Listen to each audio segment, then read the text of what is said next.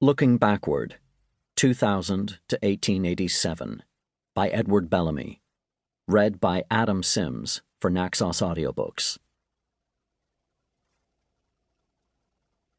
Preface.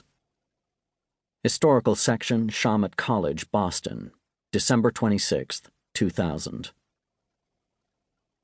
Living as we do in the closing year of the 20th century, enjoying the blessings of a social order at once so simple and logical that it seems but the triumph of common sense, it is no doubt difficult for those whose studies have not been largely historical to realize that the present organization of society is, in its completeness, less than a century old. No historical fact is, however, better established than that till nearly the end of the 19th century it was the general belief that the ancient industrial system, with all its shocking social consequences, was destined to last, with possibly a little patching, to the end of time. How strange and well-nigh incredible does it seem that so prodigious a moral and material transformation, as has taken place since then, could have been accomplished in so brief an interval. The readiness with which men accustom themselves, as matters of course, to improvements in their condition, which, when anticipated, seem to leave nothing more to be desired, could not be more strikingly illustrated. What reflection could be better calculated to moderate the enthusiasm of reformers who count for their reward on the lively gratitude of future ages?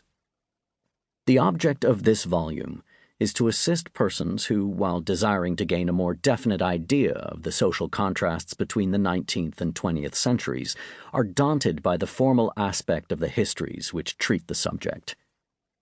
Warned by a teacher's experience that learning is accounted a weariness to the flesh, the author has sought to alleviate the instructive quality of the book by casting it in the form of a romantic narrative, which he would be glad to fancy not wholly devoid of interest on its own account. The reader, to whom modern social institutions and their underlying principles are matters of course, may at times find Dr. Leete's explanations of them rather trite. But it must be remembered that to Dr. Leete's guest, they were not matters of course, and that this book is written for the express purpose of inducing the reader to forget, for the nonce, that they are so to him. One word more.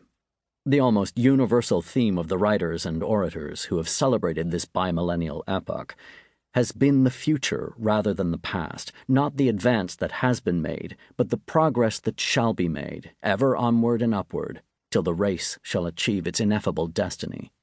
This is well, wholly well, but it seems to me that nowhere can we find more solid ground for daring anticipations of human development during the next 1,000 years than by looking backward upon the progress of the last 100.